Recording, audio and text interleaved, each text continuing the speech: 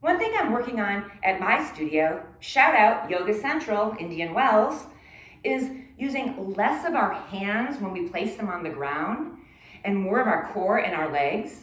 For example, when you're in a runner's lunge, that's when your front leg is in a bent position and your hands are on the ground. A lot of times people have their hands flat. My whole spine is collapsed and I'm just dumping into the wrist. If I want to go to a crescent lunge, a low crescent lunge, that means the back knee goes down. It's kind of clunky. You put your knee down and then you have to really gather all that energy from your core to pick your arms up. So my cue that I always use every time I'm in this pose is fingertips. Just use your finger pads, press into the ground. That's going to draw the energy up your arm and into your core so that when you put your knee down, you can actually start lifting your arms as you lower that knee and bringing those arms up. So it becomes a seamless, really fluid transition.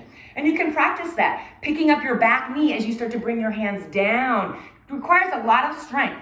Maybe as you're learning this in the beginning, it kind of gets a little clunky, but keep practicing that fluid transition of lifting the knee as the arms come down, lowering the knee as the arms come up. And basically every time you put your hands on the ground, just go to fingertips as you open up, because then it's real easy. You can just pick yourself up, maybe go to a twist, do a prayer twist. But if you're on this flat palm, you're dumping down and it's really a lot of energy. It's like turning a car off and on constantly to bring yourself up.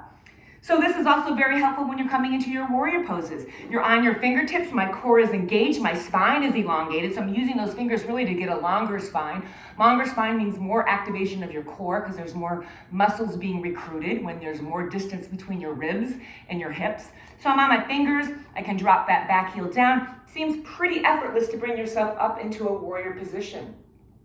And then when you come back down, your hands are light, so when you step your foot to the top of the mat, it's very smooth, and you can come on up without that big clunky pushing off your hands, pushing off that back feet.